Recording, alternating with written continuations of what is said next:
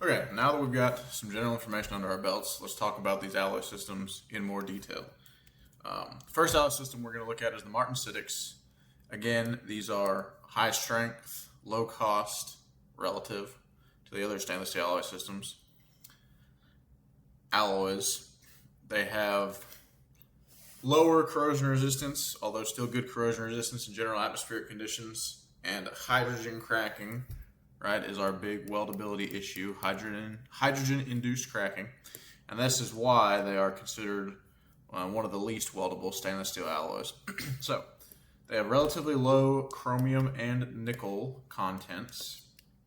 And this is because we cannot have too many austenite or ferrite stabilers if we want this Martensite transformation to take place. And we remember that Martensite transformation happens from austenite transforming to Martensite on relatively rapid cooling in carbon steels, not so much in stainless steels, but it's a direct transformation from austenite to Martensite. And so if we have too many ferrite stabilizers, we'll be ferritic at low temperatures. If we have too many austenite stabilizers, particularly nickel, we can have austenite stabilize at low temperatures. So low chromium nickel, which also is why they're low cost. These are based on the iron chromium carbon system, and the phase diagram, or a pseudo-binary phase diagram for this, is over here. Again, this is at 13% chromium, which is the range of this is filler metal composition, but this is similar to base metals as well. And so we can see we're generally around the 12 to 13% mark or so, and so this is a good indicator for us of what will happen in these systems. So the strength of these systems, it can be as low as 40 KSI or potentially even lower in the annealed condition. Obviously this is this is alloy dependent. And you might do this, you might have your base metal in your annealed condition if you're going to weld a particularly highly restrained joint. If you weld it in the annealed condition, the base metal will have much better ductility. Typically you'll have a little bit lower residual stresses that develop. Although, even if your base metal is in the annealed condition, you'll have some Martensite in your weld and heat effector zone, really. Because if we think about our typical weld joint, even if all of this base metal is initially annealed, this region here up to some point in the heat effective zone, right, because here we reach the melting temperature, and so we're going to be up in here. And then, of course, as we move through the heat effective zone further away from the fusion boundary, our peak temperatures decrease. And these systems are more around here or so. But as you can see, there will be some temperatures up here where we start to transform to austenite. And so this austenite that is heated on welding will cool rapidly and will become fresh Martensite on cooling. But even with that, an annealed condition weldment can help lower stresses and provide some ductility around the heat effector zone, which can make welding easier on a particularly thick section or high carbon weldments. They can have up to 280 KSI or so yield strengths on the high end. Typically these alloys are somewhere around 130 to 180 KSI in a more general sense, and they, often they're 200 or more. But typically we're in this range, except for if we have a higher carbon content, we might have some stronger alloys. They need to be tempered after welding almost always, and this is because we are forming that from our austenite, we are forming that fresh Martensite. And so almost always this Martensite needs to be tempered because it's very hard and very brittle in the untempered condition, and so we need to temper it to restore some ductility to our weldments. That being said, Martensite hardness is a function of carbon content. So if you have extremely low carbon content, perhaps you can get away with not tempering it. Typically that's not the case. The main point to be made here is that other alloying elements generally can affect the ease at which we form Martensite or the temperature at which that Martensite formation begins, but they don't have as much of an effect on the overall strength of that Martensite or the hardness of that Martensite. That is almost entirely dependent on the carbon content. Some ferrite can be retained, particularly in weld metals, for a couple of reasons. As we can see in these alloys, if we're around here in our chemical composition, one, on cooling, as this solidifies, it solidifies as ferrite initially. And so this ferrite, particularly at the end of solidification, or if we're solidifying, if we're going through this region where we're also forming some austenite, this ferrite that solidifies, the last regions of it to solidify can become enriched in ferrite promoting elements. Remember, because as we discussed, if we're solidifying here and we're doing this and this is our liquid over here, often these alloys, because liquid has such greater solubility than the solid phase, as we are solidifying, and this is just for an individual element, say this is chromium, we're going to be rejecting a certain amount of it to the liquid. And so this last phase to solidify, because there's not as much time in welding for diffusion to occur to redistribute the chromium elements or whatever element it is around the microstructure, you can have a locally high concentration in a particular ferrite phase, and that can stabilize that ferrite down to room temperature.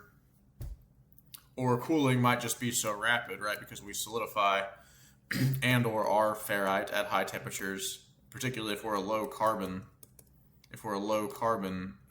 version of these steels, we might come up here into this elevated temperature range where only ferrite is the stable phase, and so we're growing ferrite here, and then as we cool, we do pass through this region here of ferrite and austenite stability, but we might not transform all of our ferrite, particularly for low carbon contents, to austenite, which will then transform to martensite. We'll have some ferrite retained all the way to room temperature. So this can happen in the weld metal, and it often does happen in the weld metal because you have these compositional gradient segregation effects also, but it can happen in the heat effective zone if we're lower austenite stabilizers and higher ferrite stabilizers. So often when welding these, a 300 to 600 degree preheat is required. This is to help avoid hydrogen-induced cracking. We need to give hydrogen time to diffuse out of the weld pool. So we need to slow our cooling rates. And we do that by heating the surrounding base metal. And again, these are, due to the hydrogen-induced cracking issues, considered to be the least weldable of stainless steel alloys. And the problem with this is not only do we need to consider preheat and post-weld heat treat, so we've got to have preheat to give time for the hydrogen to escape. We've got to have post-weld heat treat to temper our martensite. But because these stainless steel alloy systems are at risk for embrittling phases like sigma phase, the post-weld heat treat can be tricky because we also need to avoid making regions of sigma. So generally, as these are welded, a matching filler metal is often used, matching in strength and composition, because we want the strength to match because these alloy systems are used almost all the time for their high strength and low cost. And so we don't want our weld to be a weak point. We want the whole weldment, the whole structure to have uniform strength. Unless you're in a rare instance where you can position your weld in an area that will see low stress and it's just serving to join two components. But that's often not the case. Usually the weld carries just as much stress as the rest of the structure. And so typically matching filler metals are used.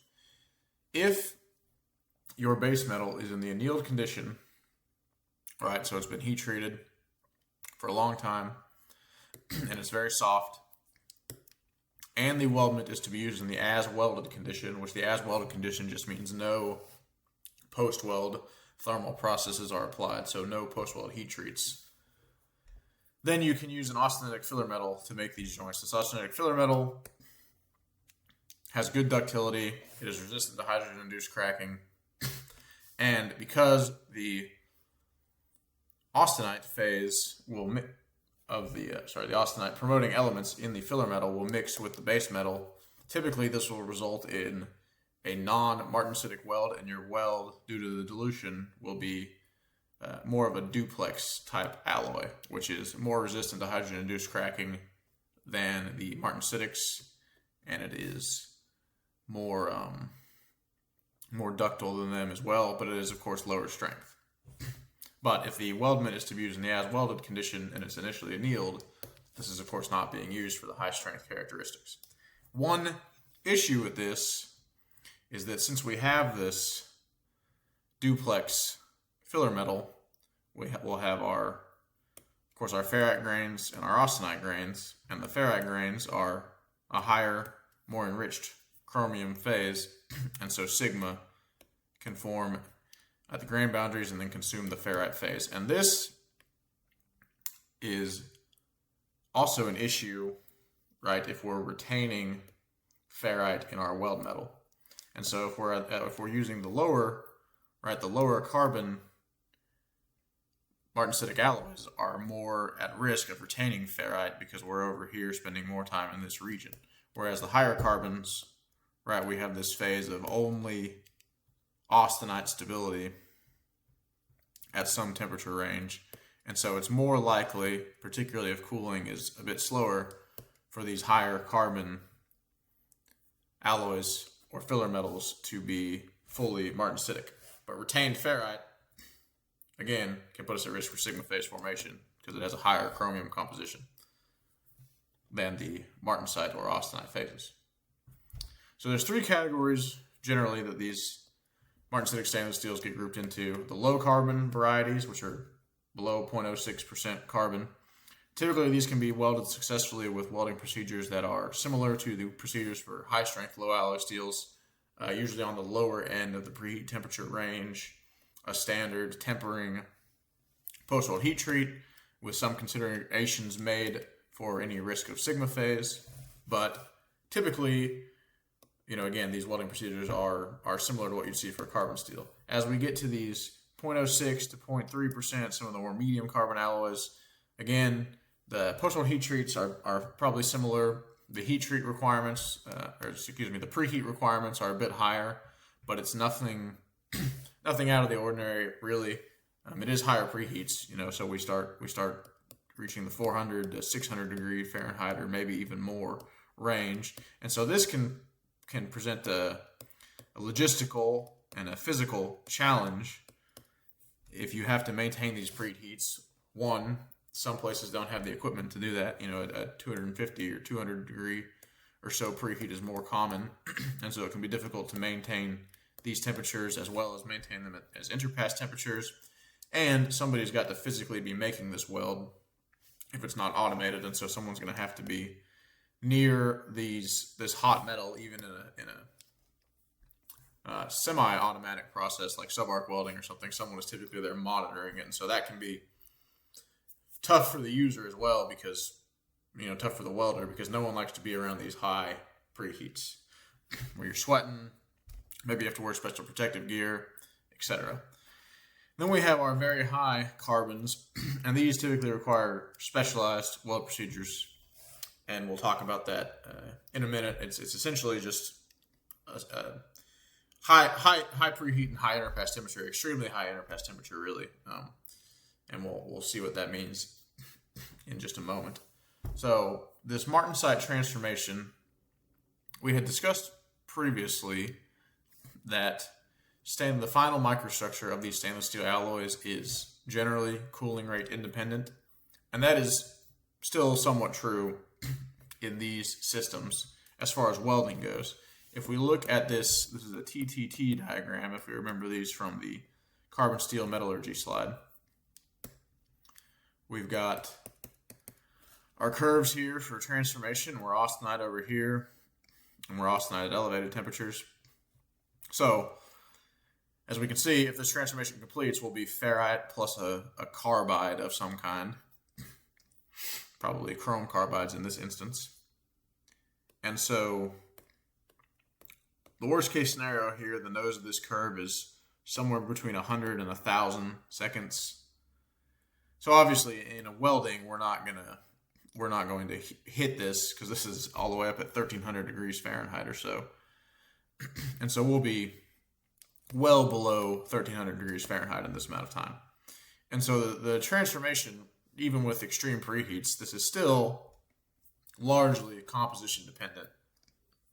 but it's not entirely composition dependent. The point to be made here is that it is not a guarantee that you will always have martensite in these alloys. You could do a heat treat, you could hold it at a temperature long enough to form other transformation products. So it's just a bit of an exception to what we discussed earlier, although not really. It's just, obviously there's a lot going on with the kinetics in these alloys, and so it's important to understand that it's not an absolute guarantee that you will have this martensitic structure. Only if you do something, like hold it at these temperatures for a long time, will you not have this martensitic structure, other than in the case of retained ferrite.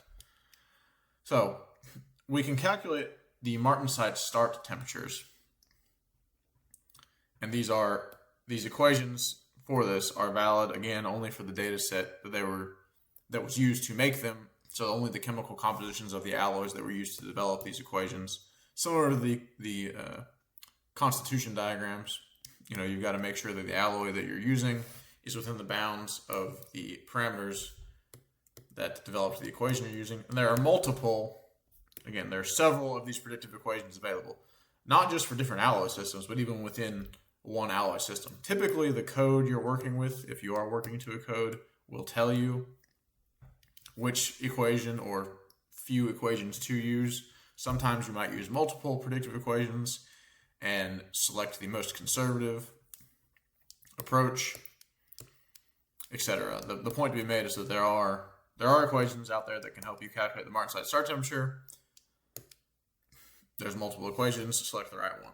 So typically, martensite finish temperature, so we've got start here, 90 here, finish. Typically, the martensite finish temperature will be about 100 degrees Celsius below martensite start. Not always the case, but a good rule of thumb. And so if you see something vastly different than this, maybe there's an issue there. And again, there's typically the range of these martensite start temperatures is around 390 to 750 degrees Fahrenheit. So another general rule of thumb, where if you are doing a calculation and you come up with that it's not going to start in these martensitic stainless steel alloys, that it's not going to start until 100 degrees, that's probably not correct. Might be using an incorrect equation.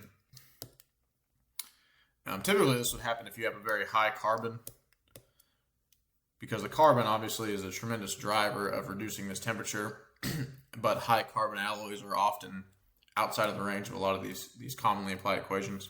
So if you have something that says it's going to start at 100 degrees or perhaps as high as 1,000 degrees or so, you might have an error somewhere. And so it's just a good idea to know this is kind of my typical range, especially if you're using a more garden variety martensitic stainless here, like the 420s or some other alloy like that that's used commonly, and you're calculating that you're way out of this range. Sends up a good red flag for you to say, I need to, is this correct? Am I doing something wrong somewhere? So you can, if we look at this TTT diagram again, it is possible, right? If we're just right here above the martensite start temperature, we could hold at this temperature range for longer than a week, right? Before we form any other transformation products. And so this allows us to do a couple things, right? If we have a big, thick wall, so highly restrained, multi-pass weld joint, we're doing this all the way up, and this is our joint. And if we're able to hold these passes, and it's difficult, it's not easy to do, but particularly if this is a highly restrained, say high carbon martensitic stainless steel, so this would be potentially our specialized weld procedures. So this is very high carbon, very high restraint. Of course, it's going to be an extremely brittle microstructure, and it's going to have extremely high restraint, so extremely high stress is generated very quickly on it. We can hold this weldment above the martensite start temperature until we're able to complete the entire weldment, and then allow it all to cool to martensite at the same time. And this does a couple things for us. One, if we hold it at these elevated temperatures for a very long time, it gives more time for hydrogen to diffuse. Now, hydrogen diffusion in the austenite, in the FCC lattice, is typically much slower than it would be if we had a ferritic BCC lattice. And this is because the FCC lattice is a much closer packed lattice structure. the atoms are closer together, and so it's hard for other atoms, even though hydrogen is very small, it can be more difficult for it to move through this lattice than the BCC. Now, the packing efficiency of these is not that different. FCC is 0.74, I believe. Don't quote me on this exactly. And BCC is 0.68. And so this is not really that far off of packing efficiency, but there's almost, you can think of it as a critical point where once you pass a certain density, it becomes very difficult for atoms to move and therefore diffuse through the matrix. And if you're below that density, it's typically easy. There's enough space between them. If you're above that density, it's kind of like opening a door. Once the door is open a certain degree, you can fit through it. And really, opening the door more than that doesn't necessarily help a ton. Where if it's more closed than that, obviously you've got a problem. If you can't fit through the small gap, you're going to have to squeeze through the door, and that takes a long time. But once it's open enough to just walk through it, you can double how wide it is. That doesn't really help you. You can still just walk through. So the other benefit that this gives us is that this Martensite transformation, as we transform from austenite to Martensite, it actually, the metal will undergo a volumetric expansion because this Martensite, right, it's a distorted lattice. If we remember way back when we looked at these crystal lattice structures, here we've got this Martensite, the body center tetragonal, and you can see, just if you compare the FCC and the BCC, this is clearly distorted and expanded from either one of those. And so as we go from austenite to Martensite, we can actually, particularly as we're in this weld joint here, and we're surrounded by our base metal, if this weld joint transforms from austenite to Martensite all at the same time and undergoes a significant volumetric expansion, then the rest of the weld metal, or the rest of the base metal around it, will be attempting to actually constrain this. And so this can result in compressive stresses, which can be very good for reducing tendency to crack. If you think of a crack in your material, right, if you have compressive stresses all around it, these compressive stresses are actually attempting to close this crack. They want the crack to be smaller. Whereas when we have tensile residual stresses, these are crack went away. So it's a good example. If you have compressive stresses, the crack will go away. When you start to have these tensile stresses, you'll pull the crack open. So that's the benefit of this type of holding it above Martensite start temperature. And again, that's quite difficult to do, but it can have some excellent payoffs in hydrogen diffusion and these compressive residual stresses. So the heat effective zone microstructure. There's a few distinct regions in the heat effective zone of these steels. So region 1 here, this is distance from the fusion line on this x-axis, and we've got Rockwell C hardness on the y-axis. Right at the edge of the fusion boundary, we will typically have some retained ferrite. And this is because, again, we're heating up here to these temperatures near the melting temperature, where lots of ferrite, right? Because this is as close as we're going to get to this ferrite phase over here. And so ferrite, we're growing these ferrite grains at high temperatures.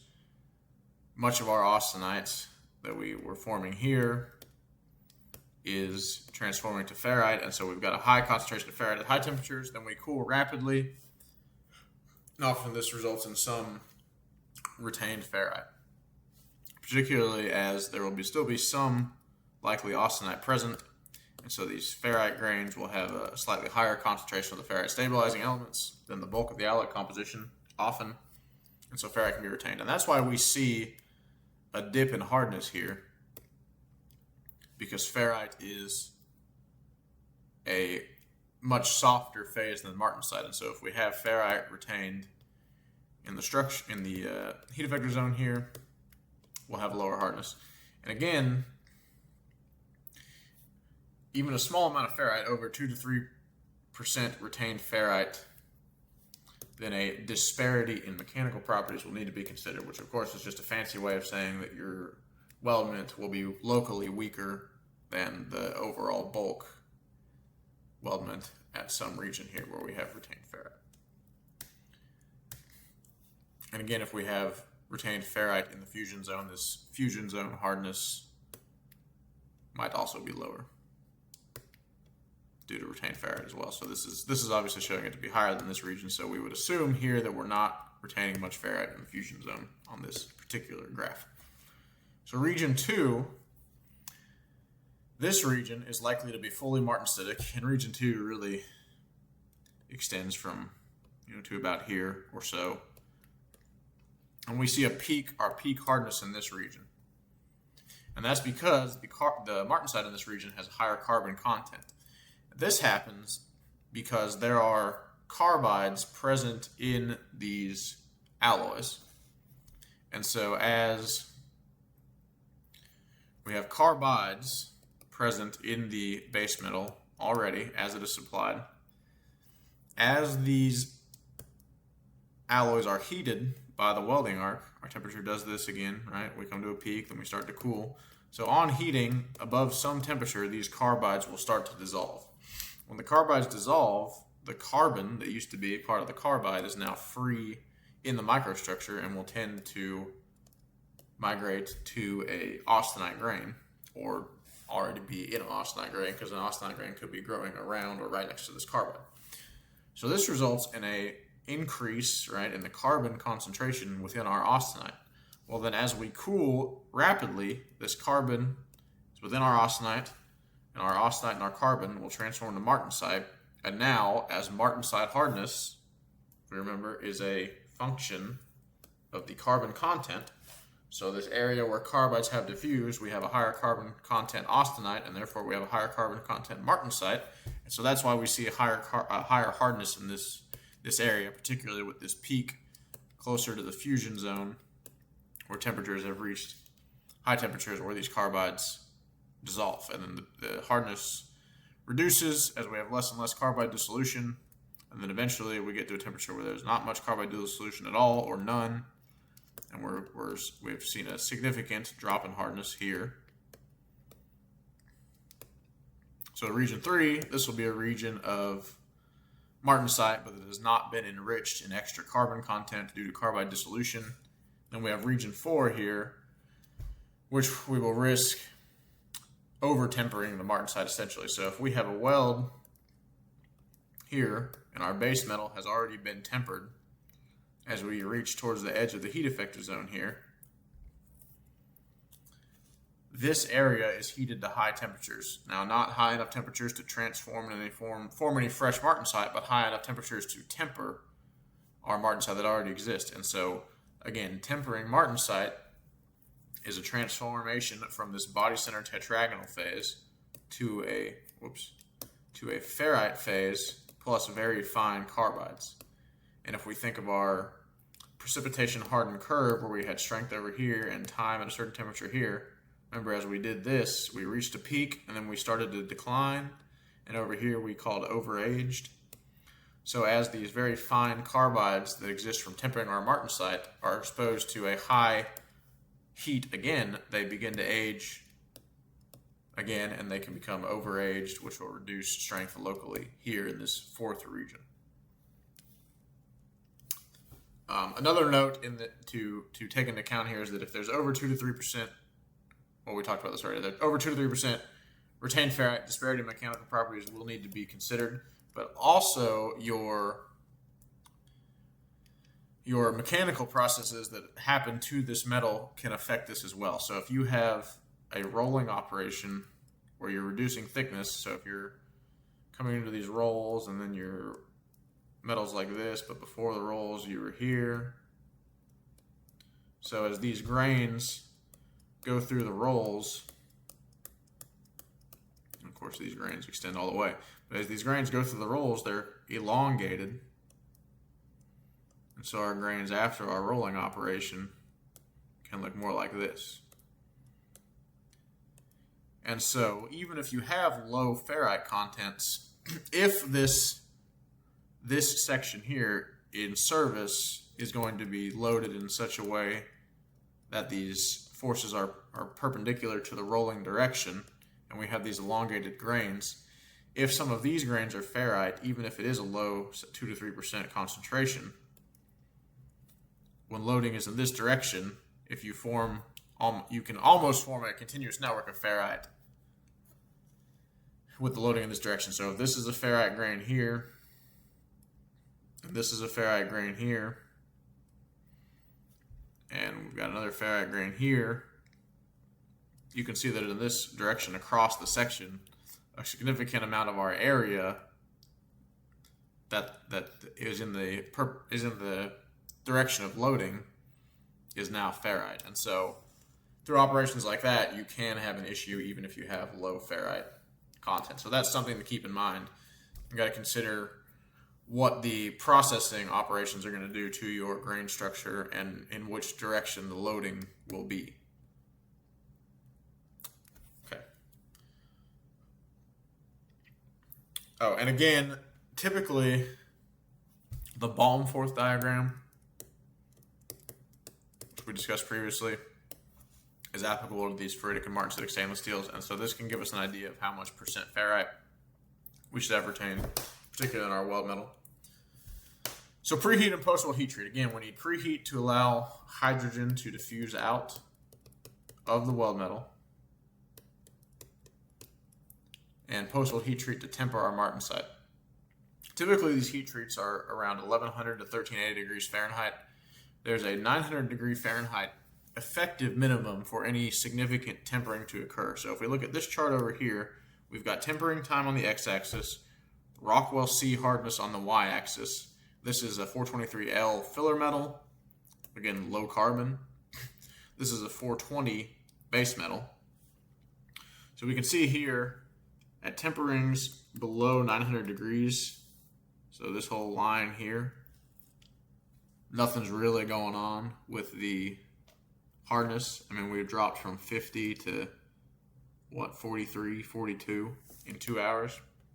But then as we get above 900 degrees Fahrenheit, we start to have more significant changes in our hardness. There can be, while we're looking at this graph, let's talk about why this 423L, so L meaning low carbon, so we're 0.03% or less carbon. So being low carbon, it's lower hardness, as we would expect, as martensite hardness is a function of carbon content. But we've got this increase in hardness here, so what's going on with that? Well, this is secondary hardening, and this happens because we have other carbide forming elements in this weld metal. Let's see if it's listed here. It's not. Okay, so we have other carbide forming elements like titanium, aluminum, niobium, etc. And these elements are forming carbides here, so we're on our precipitation hardening strength and time axes, and so we're forming some carbides in this weld metal, which is allowing for this jump in hardness. And this is actually allowing our weld metal, even though it is it's lower carbon than our base metal, it's actually allowing it to have higher hardness and higher strength due to this secondary hardening effect. And so this can be used to allow a lower carbon weld metal, and thus typically less susceptible to hydrogen-induced cracking due to lower brittleness, also known as higher ductility, to be welded and used in a joint and then actually end up with a higher strength than the surrounding base metal. So that can be quite useful in order to have lower carbon in our weld joints. One thing to note, before we perform our post-weld heat treats, we need to ensure adequate time to cool below the martensite finish temperature. So if we look at our typical ranges of martensite start temperatures, 390 to 750, and again, if we look at this equation, higher carbon content typically drives down the martensite start temperature, because we've got 540 minus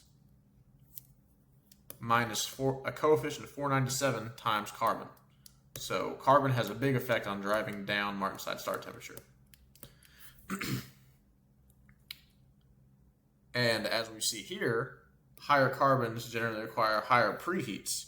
So there's kind of a double effect going on here in that higher carbon equals lower Martensite start, but higher preheat. And so if our typical Martensite start temperature range is this 390 to 750, and we're high carbon, say we're near the low end of this range, so we're at 450 degrees Fahrenheit Martensite start, and our preheats are driven up, right? Our typical preheat ranges were 300 to 600. So say we've got a 500 degree preheat that we've applied.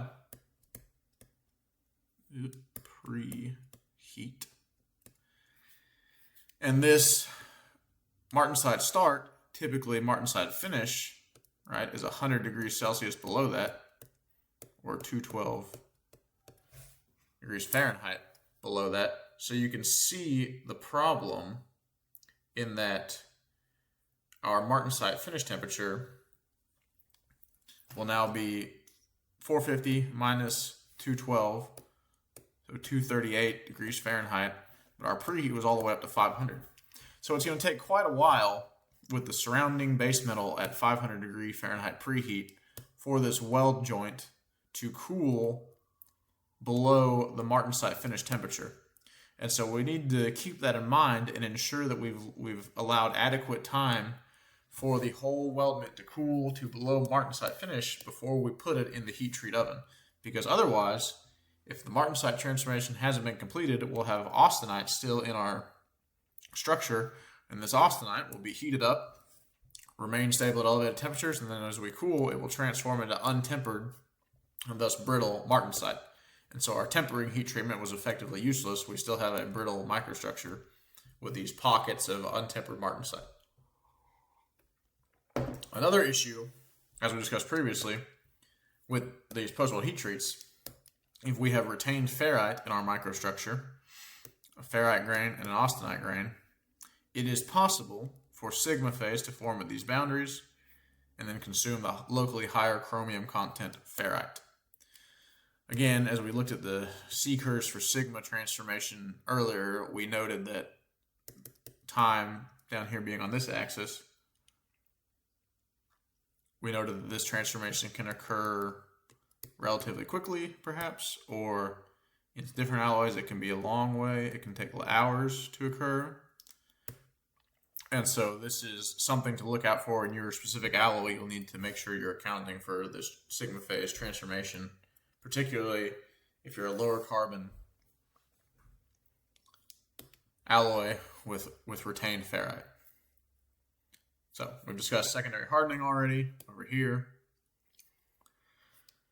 If you are over half an inch or 0.06% carbon, you will likely, and by likely we mean essentially always, require preheat and interpass control.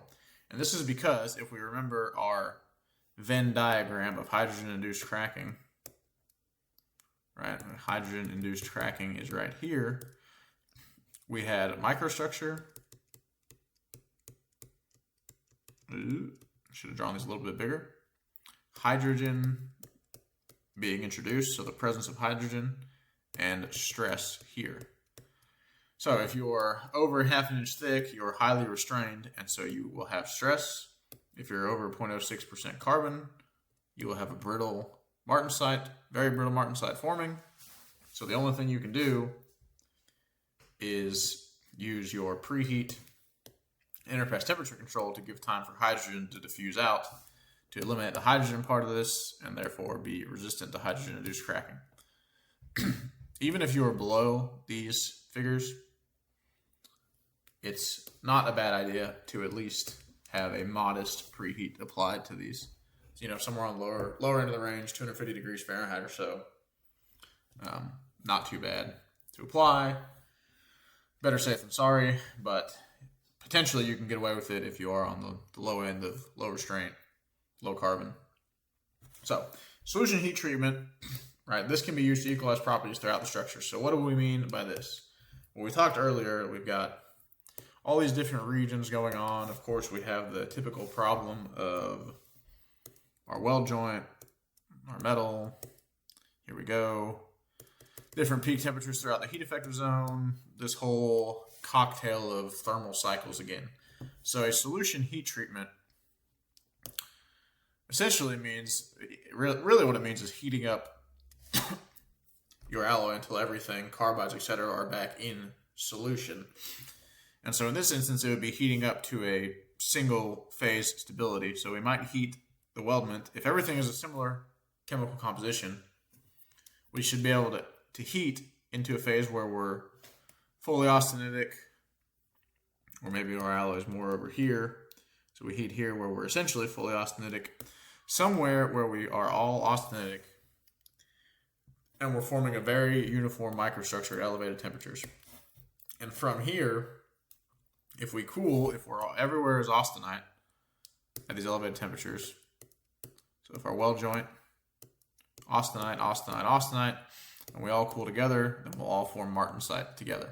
So that's what this is saying, solution heat treat. So if you have a problem, you can heat it all up, hold it at a temperature where everything is austenite, cooled all together. Now you have uniform temperature, everything's martensite, uniform microstructure, where everything is martensite, and then you can heat up and temper together, cool down, and have tempered martensite everywhere.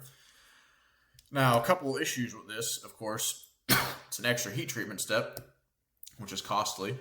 That's extra time, extra fuel, extra expense, and also extra risk for everyone's favorite, sigma phase formation. So this is a possibility in some scenarios. Again, understand the embrittlement phenomena that can occur, sigma phase, potentially sensitization issues if you have locally high chrome areas for that as well. So just need to be cognizant of these things, and particularly if you're a higher carbon martensite, at risk for this. So continuing our post-weld heat treat discussion, here we have 3 different possible thermal cycles. This first one, good, acceptable. Last one, good, acceptable. This one is a no-go.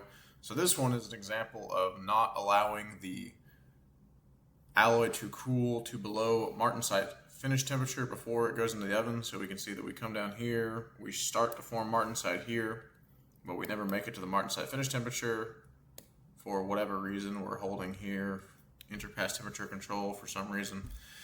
We move into the oven too quickly, or perhaps we just had a bad calculation on our martensite start and finish temperatures, and so we think we're below it, but we're really not.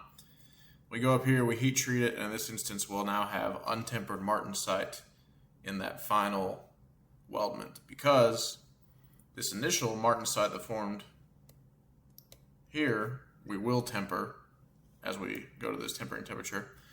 However, we still have austenite left to transform. This austenite will never transform, so as we raise to elevated temperatures again, we'll still be austenite up here. Then as we cool, this austenite will transform to untempered martensite. So that's just an example of not cooling the alloy before heat treating. This is a typical heat treatment. We cool entirely below martensite finish temperatures, and then we post-weld heat treat, hold at a certain time, and then cool again. This is an example of holding the weldment above the martensite start temperature until the entire weldment is complete. So we can see we come down here above martensite start, we hold for a while, we're done welding, we allow the entire weldment to cool to below martensite finish. Then we heat up, we temper the entire weldment together, and we cool down. And this is, again, as we remember, in this scenario, this allows time for hydrogen diffusion, as well as can result in compressive residual stress when we do this bulk transformation of austenite to martensite. There's another scenario that we need to be aware of, which is this double tempering heat treatment.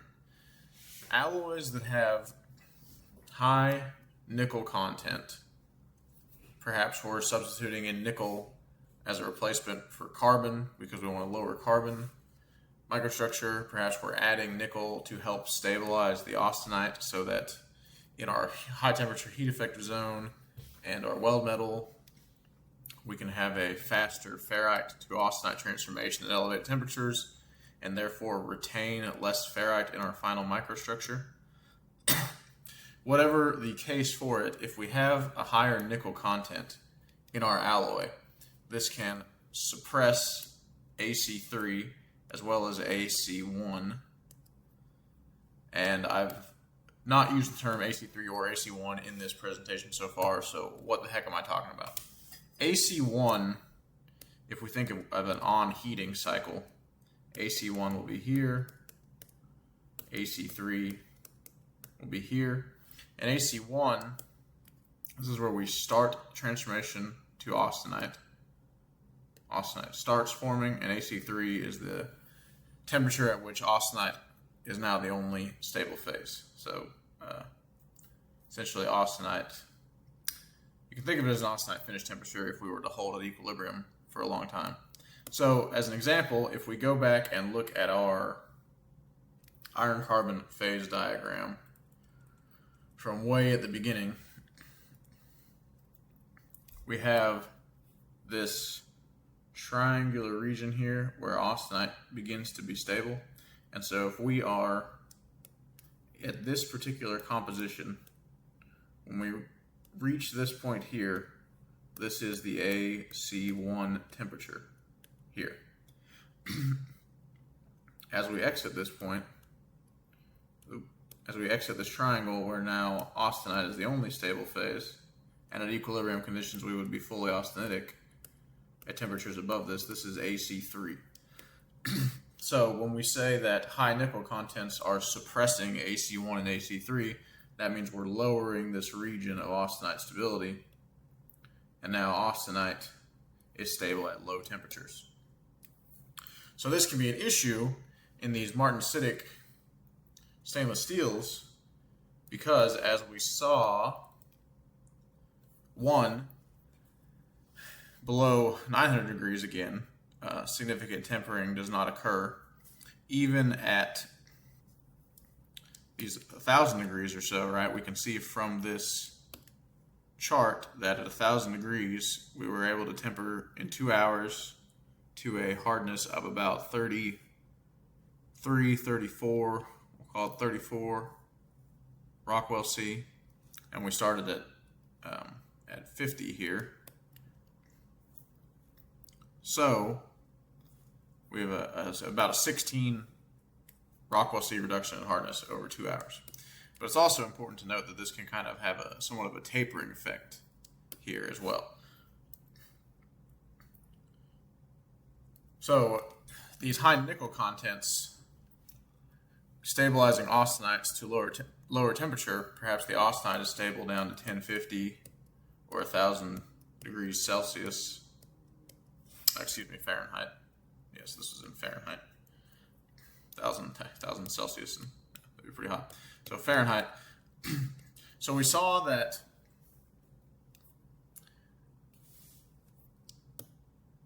tempering below 900 has very little effect.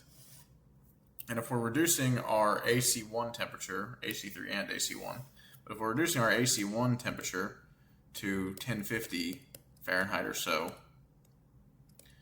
if we do a heat treat at above this temperature, right, we will begin to form fresh austenite as we heat up. So in this thermal cycle, if AC1 was right here and AC3 was right here,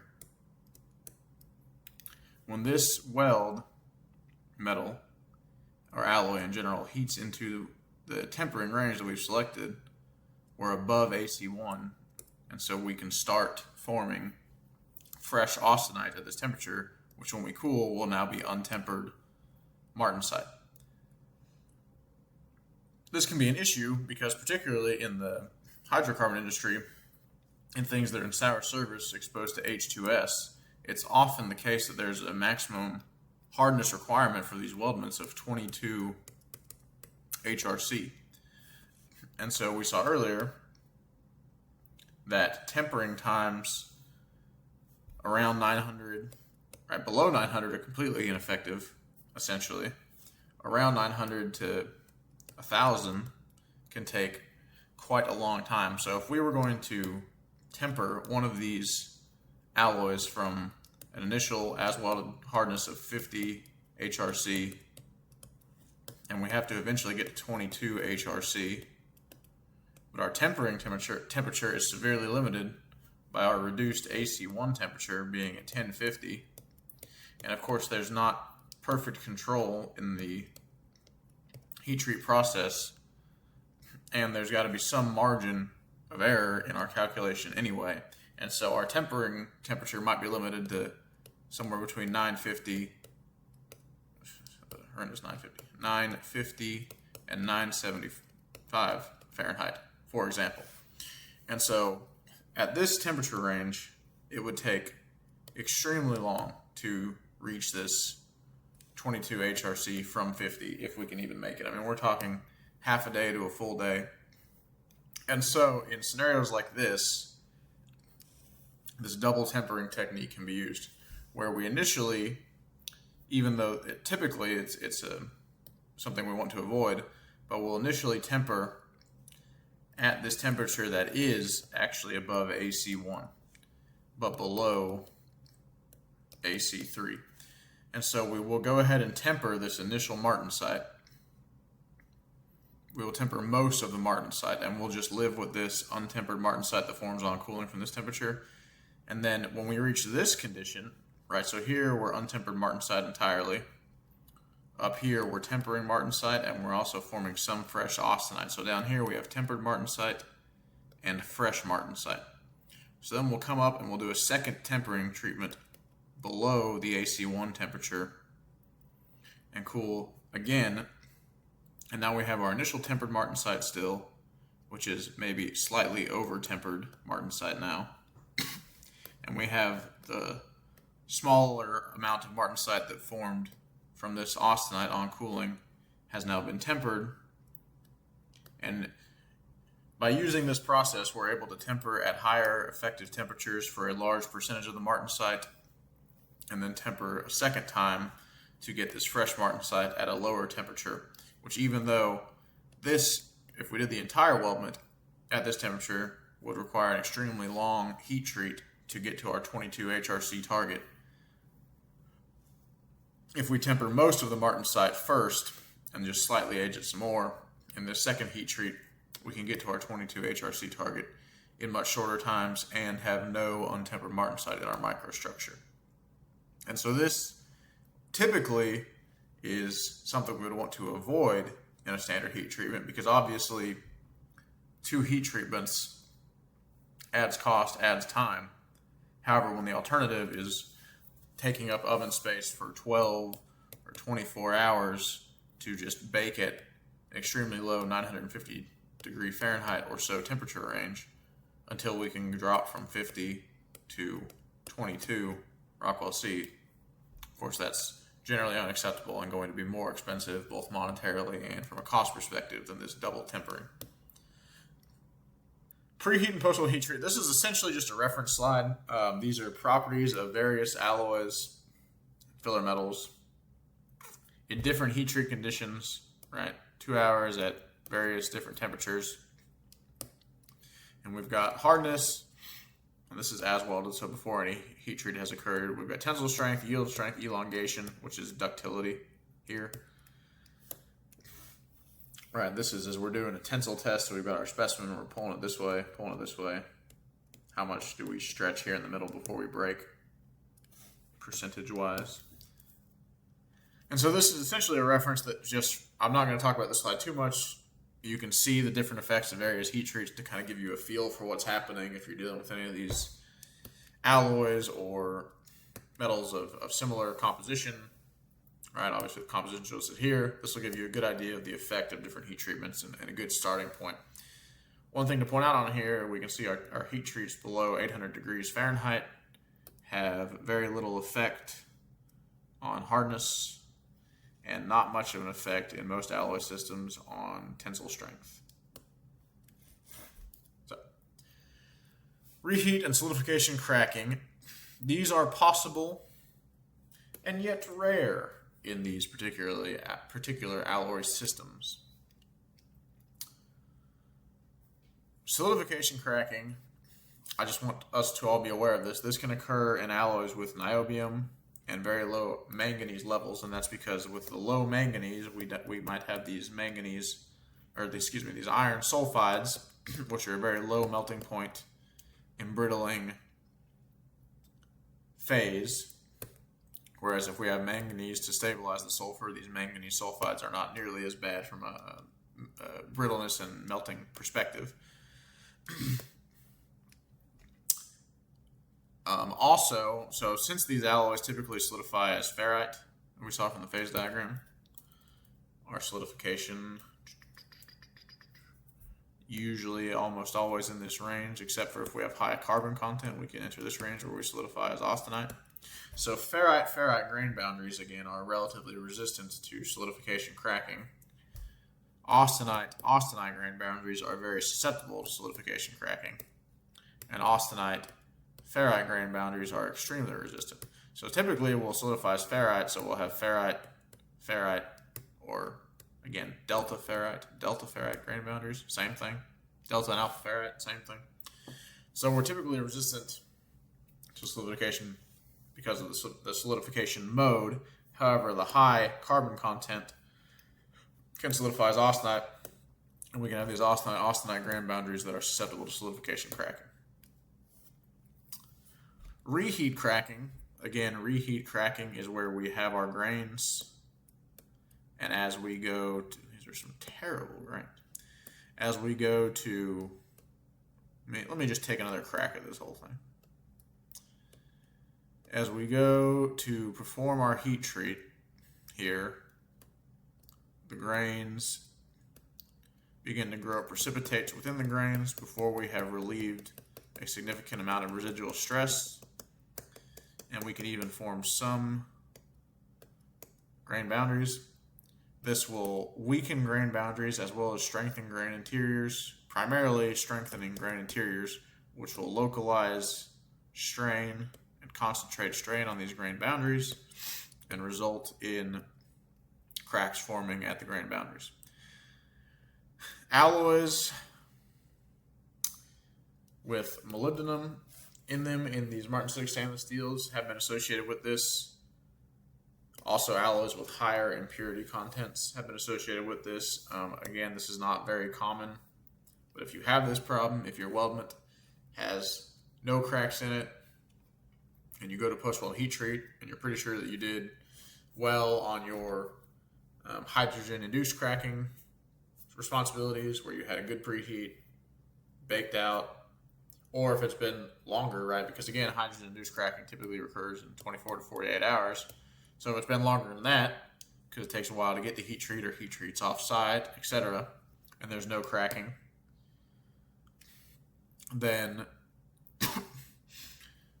you will then you send it to heat treat and it comes back with cracks. It is likely reheat cracking, particularly if there's molybdenum or high levels of impurities. Also, a note on crack identification in general. These different cracking phenomena will occur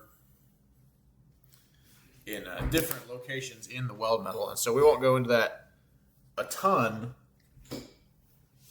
but reheat cracking typically occurs some distance from the fusion boundary, whereas hydrogen-induced cracking usually occurs at a stress concentrator, as we'll see in this next slide. A stress concentrator here, in this instance a weld toe, and then travels through the heat effective zone.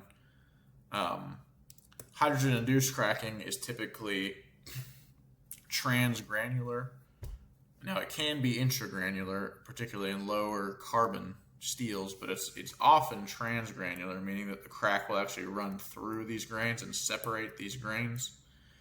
Whereas reheat cracking, because we're localizing strain at these grain boundaries and strengthening our grain interiors, will typically be intergranular, running along grain boundaries. And so if you're looking at a micrograph to try to identify what cracking type you have, clues like that can tell you, is this reheat cracking, is this hydrogen-induced cracking?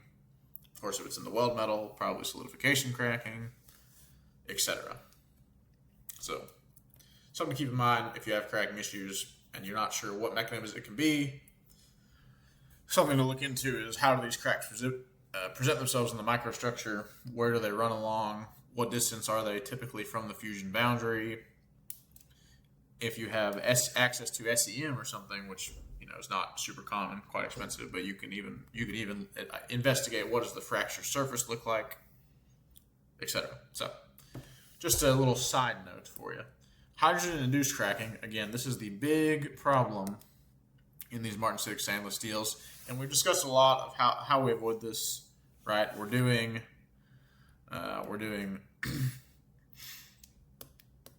preheat. We're doing preheat to allow hydrogen to escape these weld pools. We're potentially annealing our base metal to have lower stress.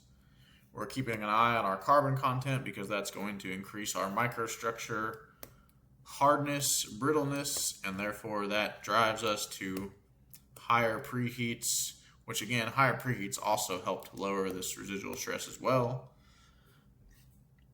So, we've covered, right, preheat interpass temperature control, slow cooling, insulating blankets you can throw on after the weld is over. This just, again, as it says, slower cooling, more time for hydrogen to diffuse out of the microstructure.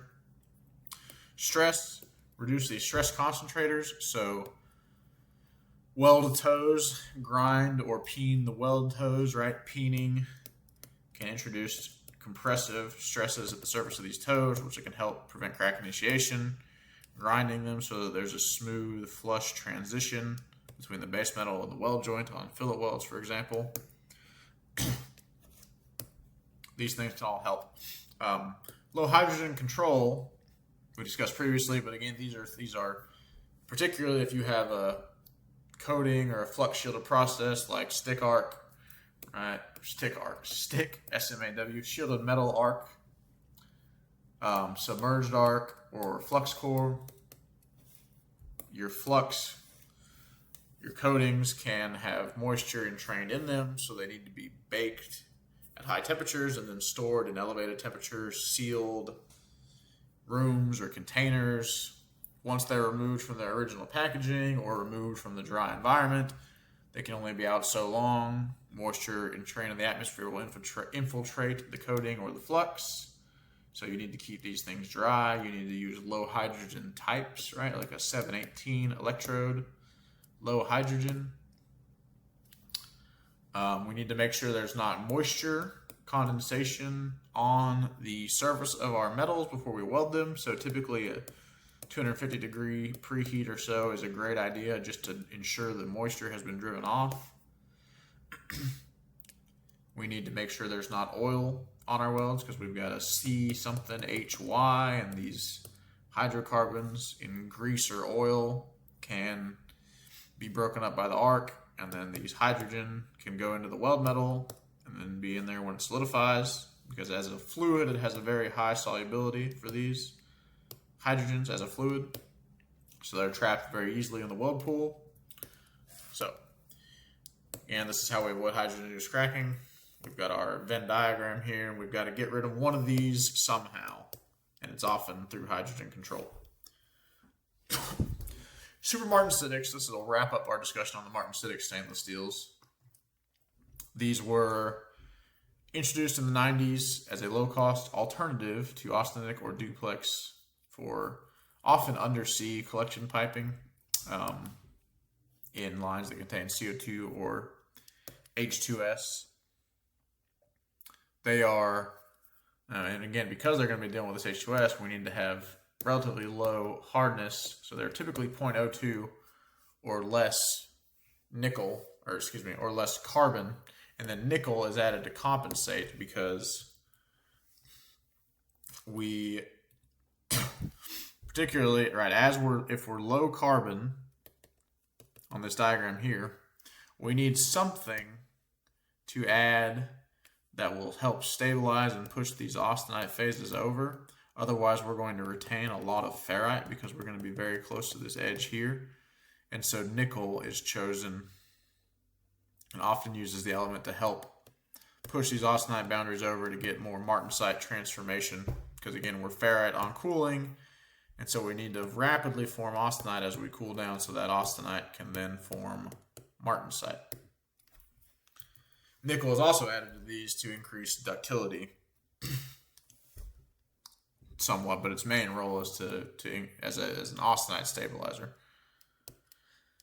But that can mean that the austenite, because we're adding nickel and it's such an effective low temp austenite stabilizer, our AC1 temperature can be lowered, and therefore we might have to do these double temper heat treatments. So again, low hardness martensite solidifies ferrite, as we just discussed. Low hardness because of the low carbon content, resulting in lower yield stresses. Typically, the welding on these that has been successfully done has been done with this 2209 filler metal, which is a duplex type, or this super duplex Xeron 120 filler metal. And this results in, as you'd imagine, more of a duplex microstructure in the weld metal. And this duplex microstructure will have these ferrite austenite grain boundaries. So again, we need to watch out for sigma phase forming here and growing into the ferrite, particularly in the super duplex. This is very high chromium contents, and so we're at elevated risk of that. These, due to the low carbon high nickel, are outside the range of the Baumforth diagram.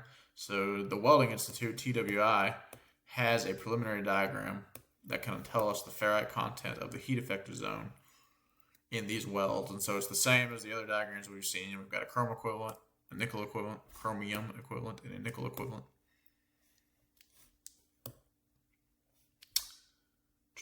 And again, as we discussed, we can form sigma phase here with these high chromium duplex fillers. And the AC1, again, reduced by the high nickel content. So we might have to do the double temper heat treatment. Okay, so this wraps up the Martensitics.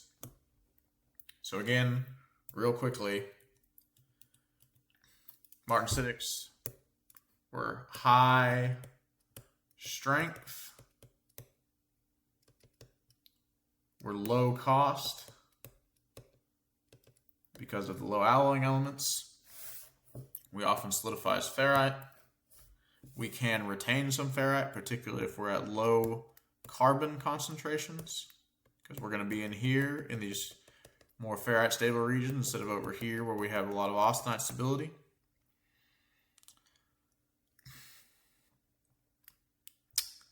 Typically we're around 200 KSI or so, maybe 150, 200 to 150 KSI yields. Hydrogen-induced cracking is our big problem, and we solve this with preheat, mostly to allow hydrogen to diffuse out, but we also solve it with good welding low hydrogen practices like baking our fluxes and our electrodes, making sure there's no moisture or oil on our weldment. We pretty much always have to do some sort of tempering heat treatment after welding. This heat treatment needs to be 900 degrees Fahrenheit or above to have a significant softening effect. We need to watch out for sigma phase during this, particularly if we have retained ferrite content.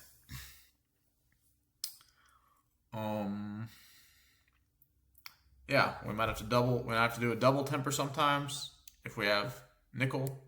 So if we have high nickel contents, might have to double temper. Okay, that's really it for these Martensitics. So let's move on to ferritic stainless steels now. The ferritics are governed by this iron, chromium, carbon phase diagram, similar to the Martensitics.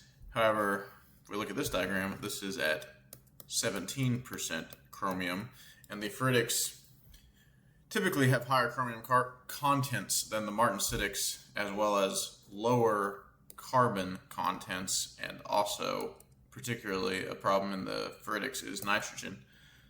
But lower austenite promoting elements, higher ferrite promoting elements, because we want to have ferrite as a stable phase at room temperature. So these alloys typically are characterized by strong corrosion resistance at the expense of mechanical properties, having poor strength, ductility, and toughness.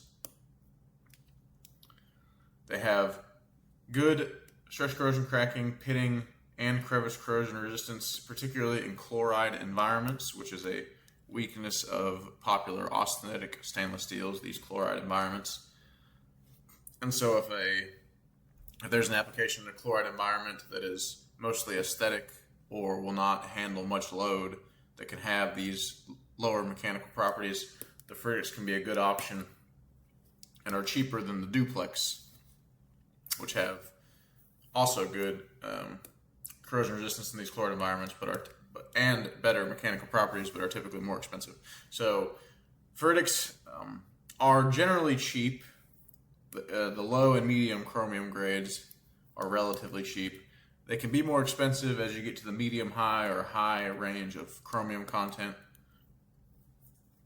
but generally on the lower end of the chromium contents, they are fairly economical steels.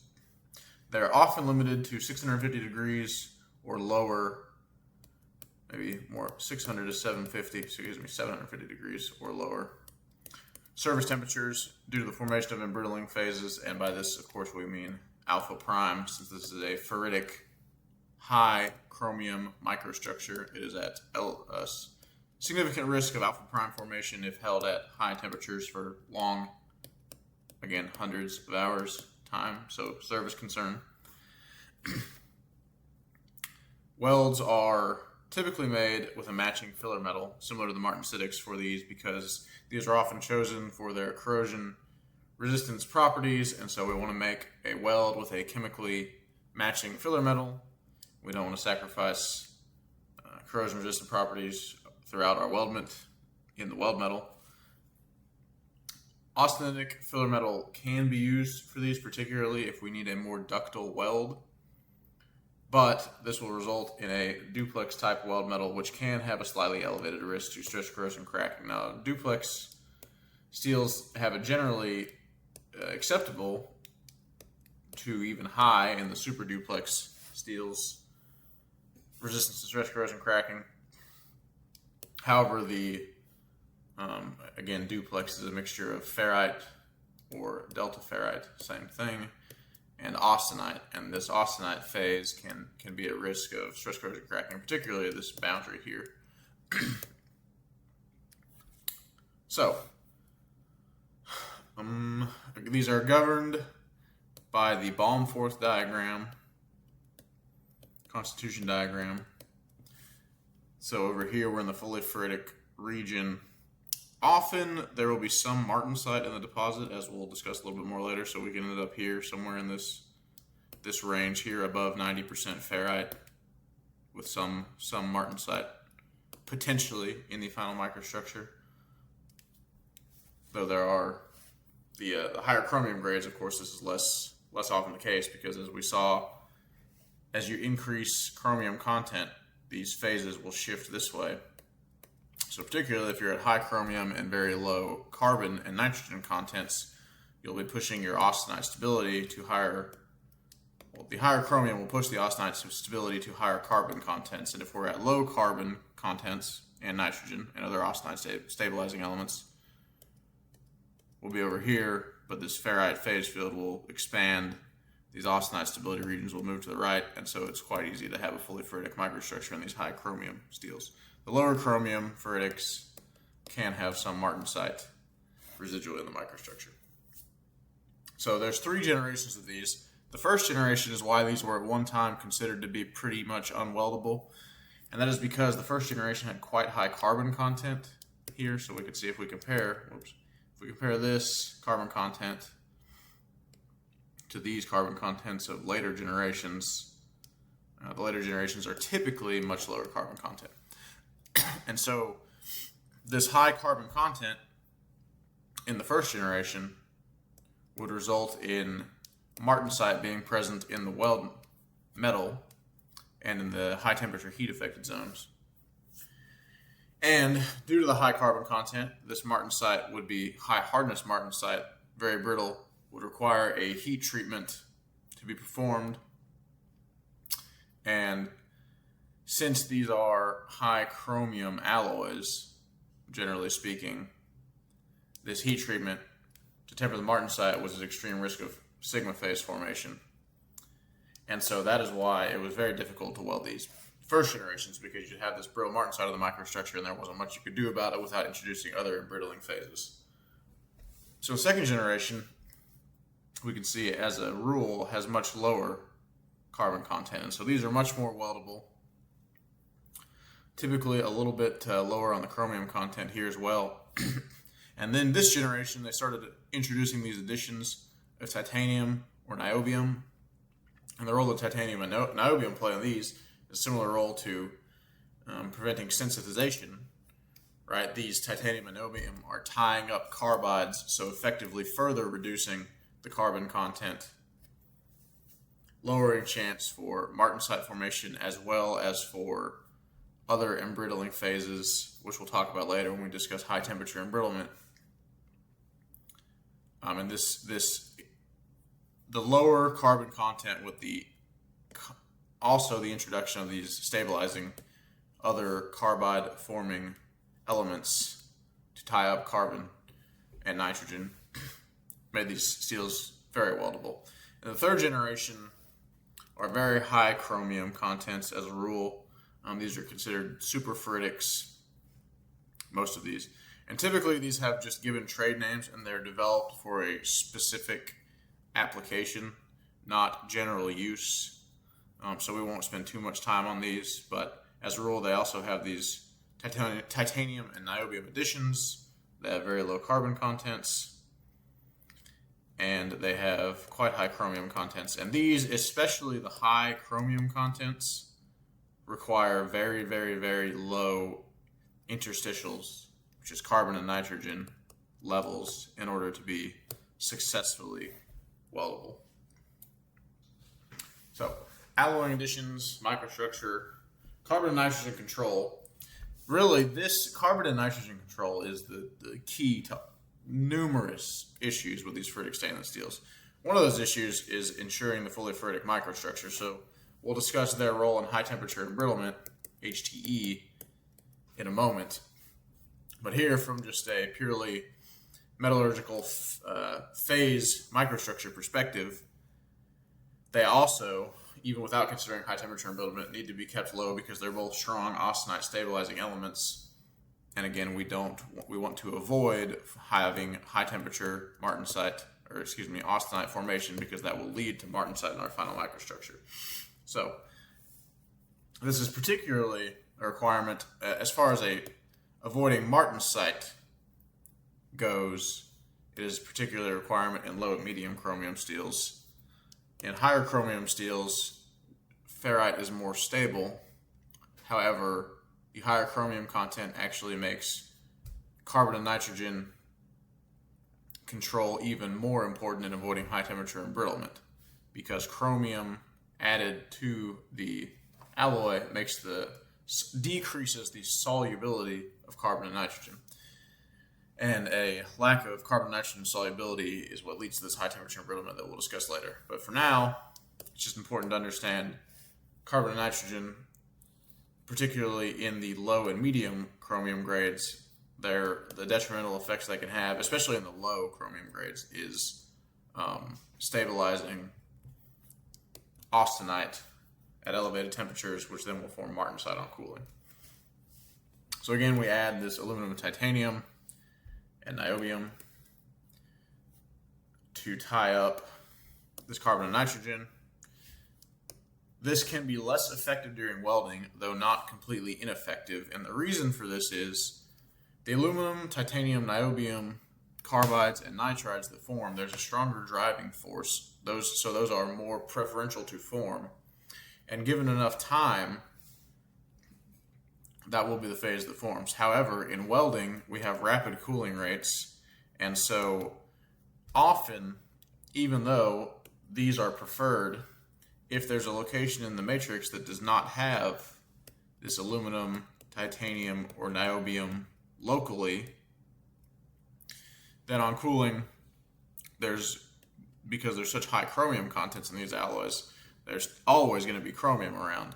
And so if there's a lack of these other carbide or nitride forming elements locally, but there is chromium, then these chromium carbides will form, which are, again, typically these chromium 23 C6s will form preferentially over the carbon and nitrogen. And also, again, even from a phase balance perspective, if we're adding these, if we're not even concerned about these chromium carbides forming, but we're instead adding these to tie up carbon and nitrogen, then that can only work, again, if there's time for the aluminum and titanium carbides to form. So generally, all the roles of these aluminum, titanium, and niobium play are more effective if we can hold the metal at a certain temperature for a while, and less effective during welding. And that just means that the amount that will need to be added to alloys that are going to be welded might be higher than an alloy that won't be welded, that can have a more controlled thermal cycle.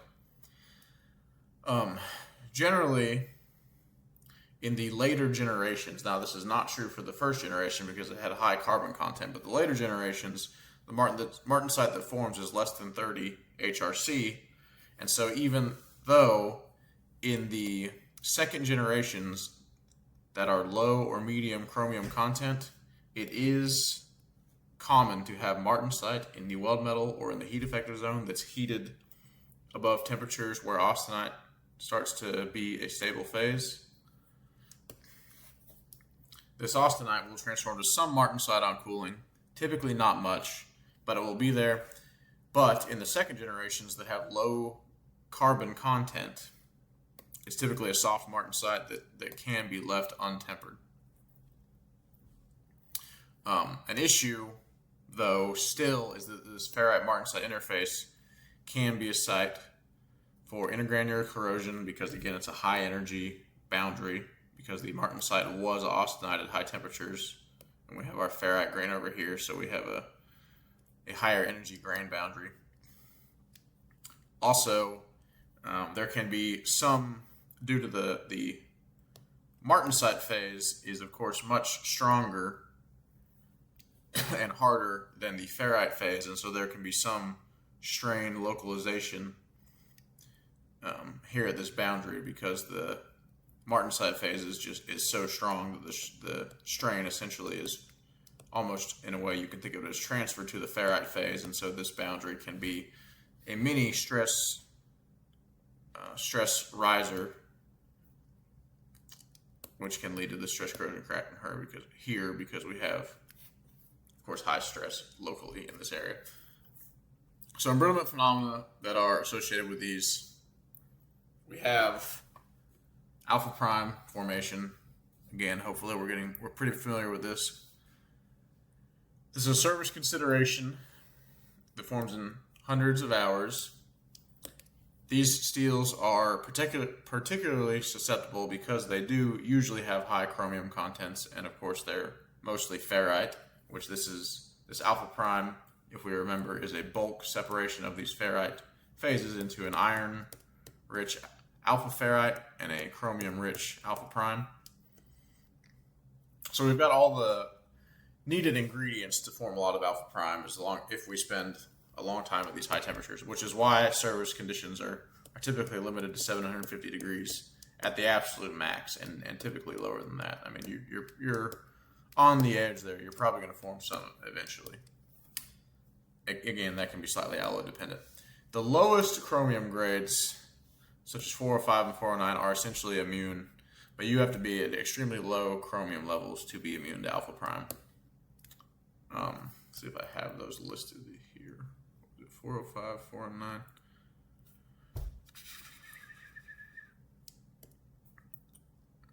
Or 5 on here, but yeah, 409, if you're over here, right, 409s are in this 10.5 to 11 or so % chromium, and so those are low enough to be immune. But if you're much higher than 12 or 13, this can be an issue.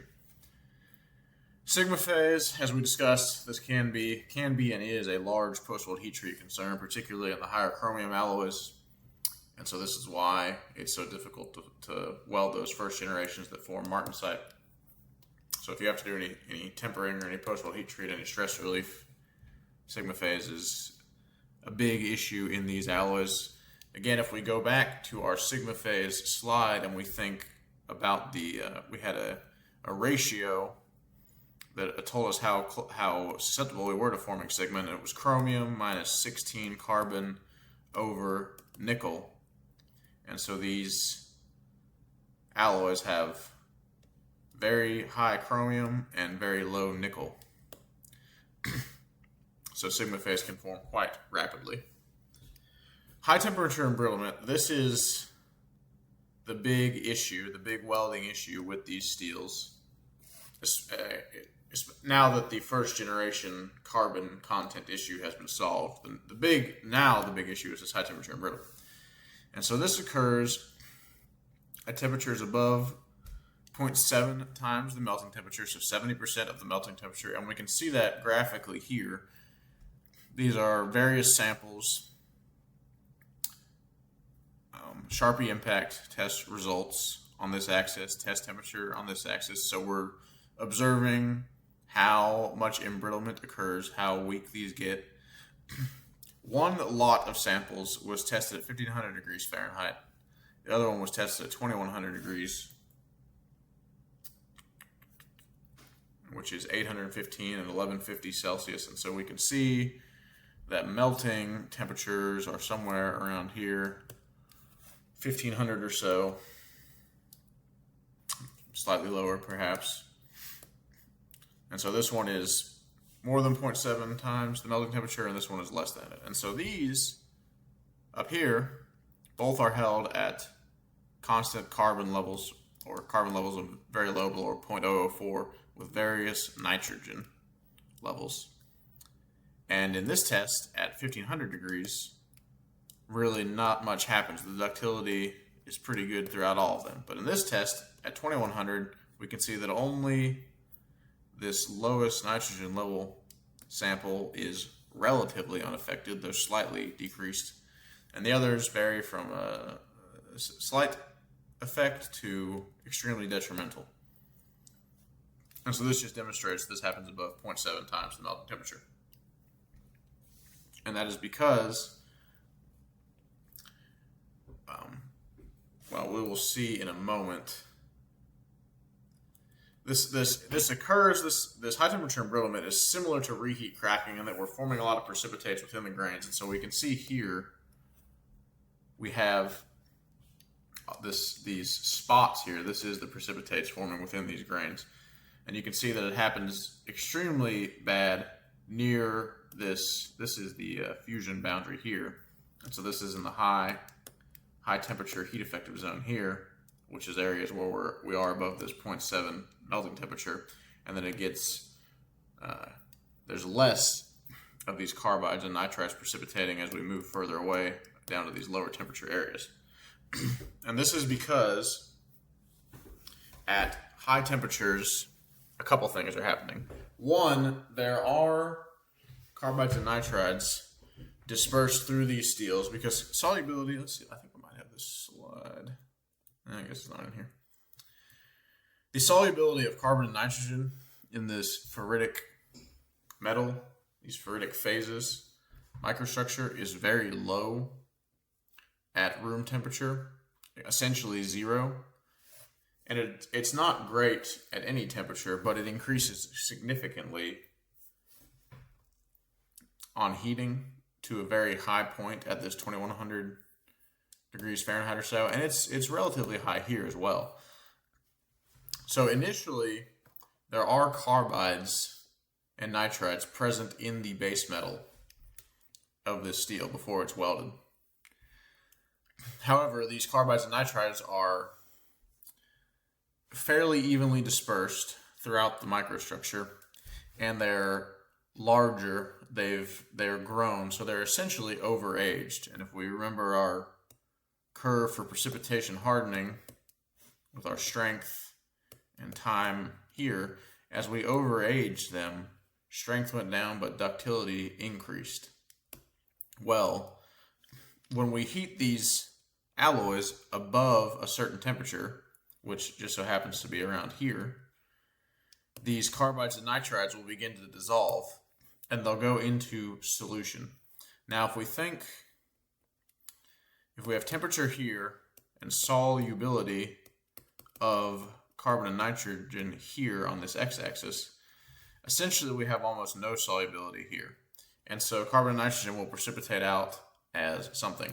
This is akin to, in the carbon steels at low temperatures on our iron carbon phase diagram. Remember here we had ferrite and cementite were our stable phases. And the ferrite, I didn't draw that super well, but the ferrite had at low temperatures essentially zero carbon solubility. So we have this cementite that forms instead. Well, at low temperatures in these ferritic stainless steels, again, there's almost no carbon and nitrogen solubility, and so they will precipitate out as carbide and nitrides. So at low temperatures, the carbides and nitrogens exist, but they're overaged and therefore have better ductility, and they're more evenly dispersed throughout the microstructure.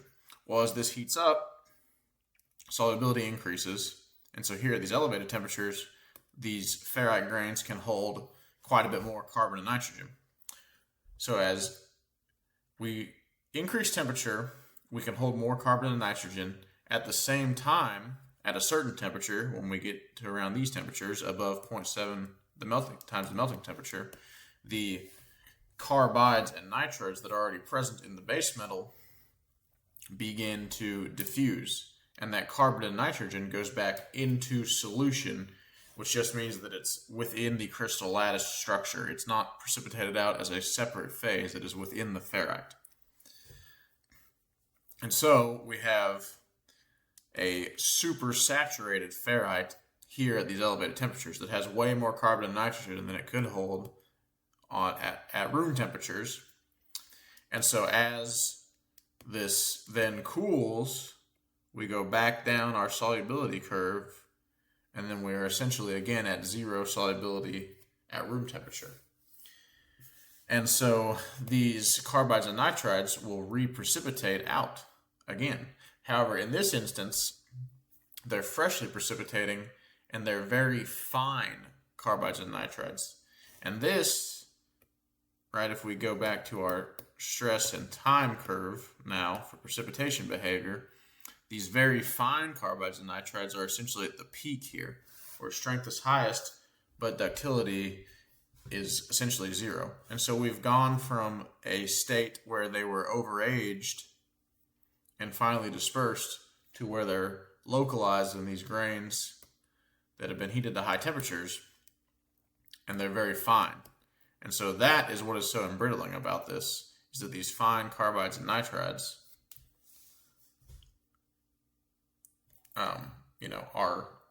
are brittle, and that will result not only in a loss in toughness, but also a loss in corrosion resistance, because there's several of them that are consuming the chromium to form these carbides and nitrides, and so we also have a local depletion of chromium.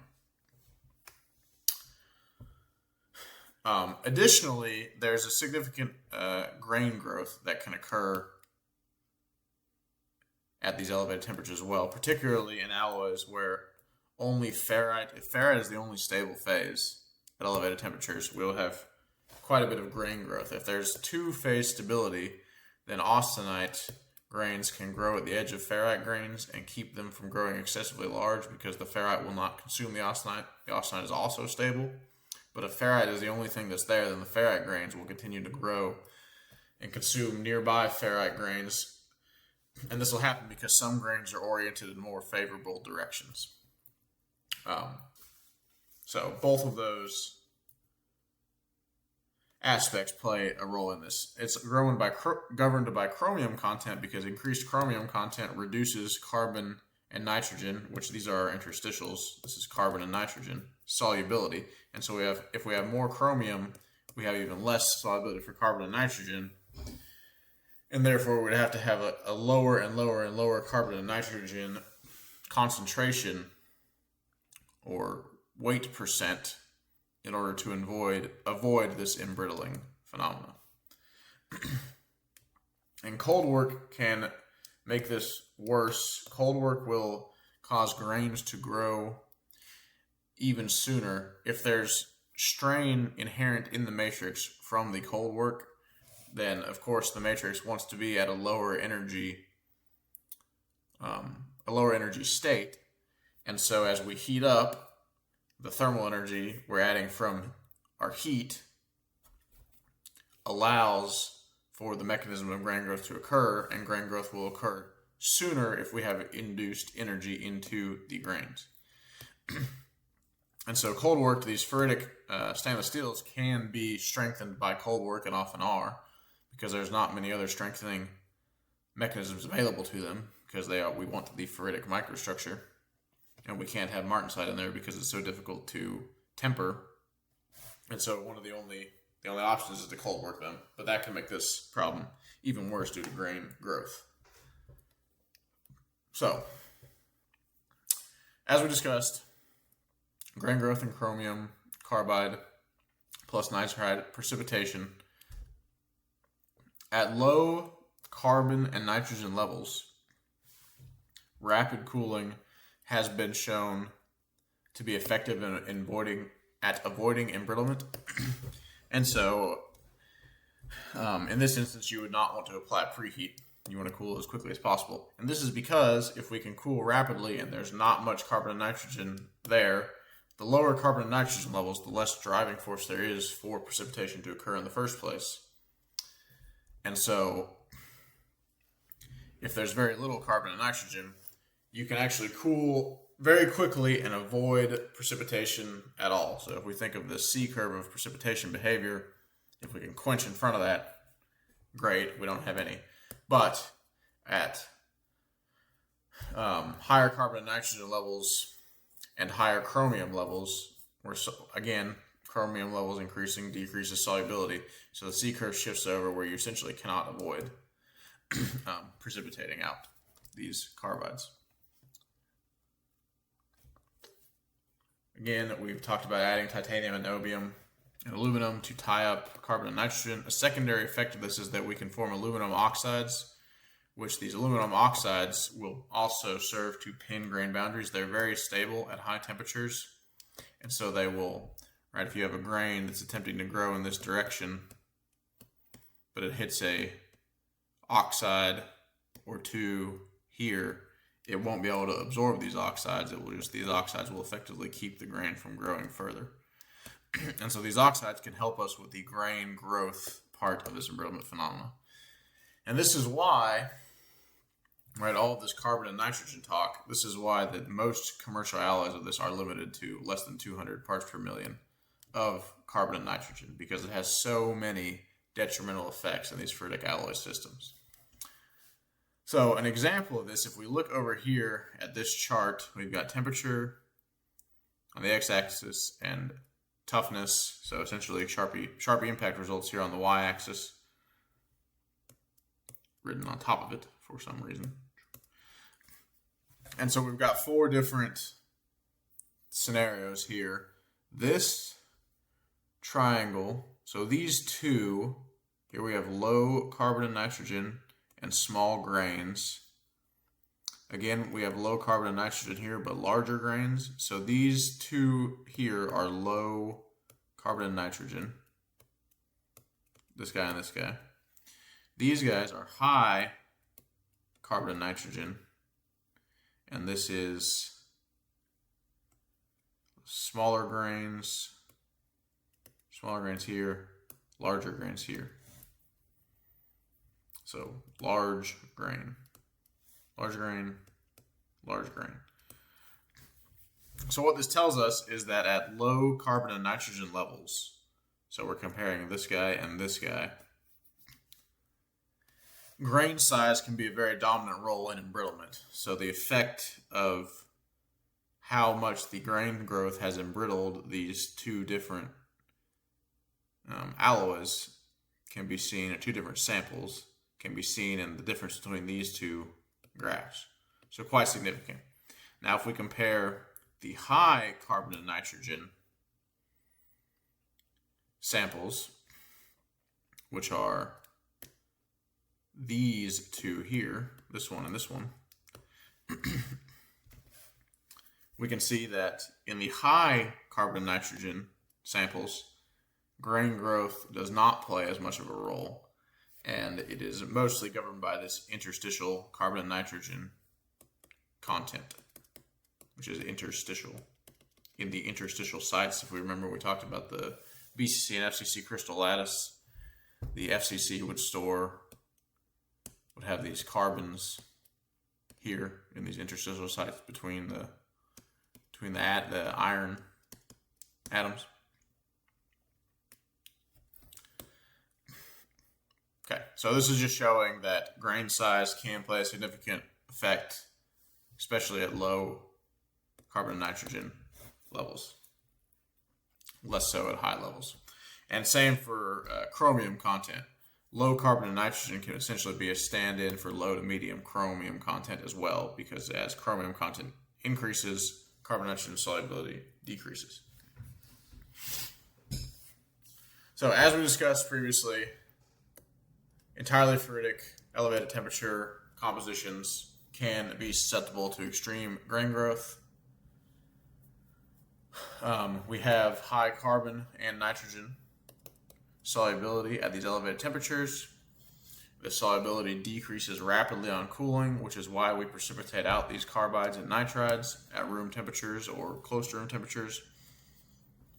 Because carbon solubility is so low, above about 0.04 weight percent carbon, same for nitrogen, the solubilities are about the same, is pretty much guaranteed. So we can see here, this is a line drawn at 0.05% carbon.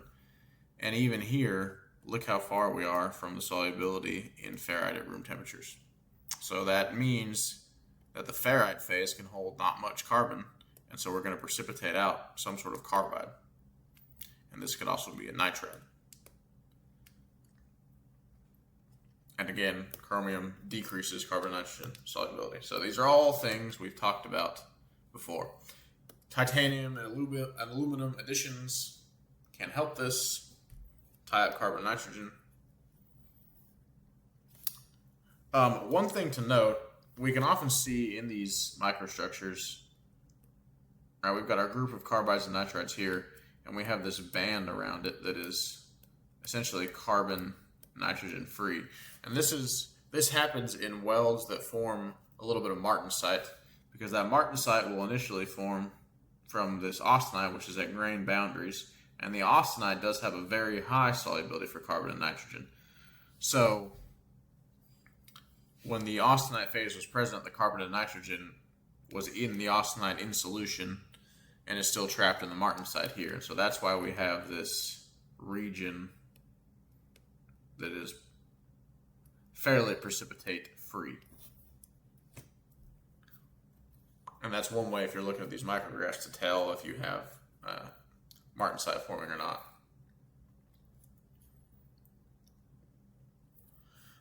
Okay, mechanical properties of our weldments. So pretty much all of these are going to have low toughness. Not much you can do about that. These are just, again, a poor mechanical property alloy. As we've discussed, the higher chromium content alloys are more sensitive to carbon and nitrogen levels, which we will see more on the next slide. Some practical limits for this instead of just talking about it in a general sense. As we've seen previously, the low chromium and low carbon and nitrogen alloys, which they are generally, commercial alloys are mostly all low carbon and nitrogen. But this is largely dependent on grain growth for these for these alloys, whether or not they become embrittled. So, to that end, some of the solid state welding processes, which we won't be discussing in this presentation, but friction stir welding, which is friction stir weld. here, or high frequency welding. Both of these can be effective processes when welding these alloys. And these result in extremely refined grains. These medium chromium alloys are, as you might expect, a combined effect of grain growth and carbonitrides. And so particularly in these, we need aluminum, titanium, niobium additions, and aluminum can be our friend as well here, because we can get these aluminum oxides to pin grain boundaries and inhibit grain growth. High chromium alloys have to have extremely low levels of carbon and nitrogen in order to have acceptable toughness. And we will see some limits here. So if we talk about corrosion, these alloys in general do have an extremely strong resistance to stress corrosion cracking.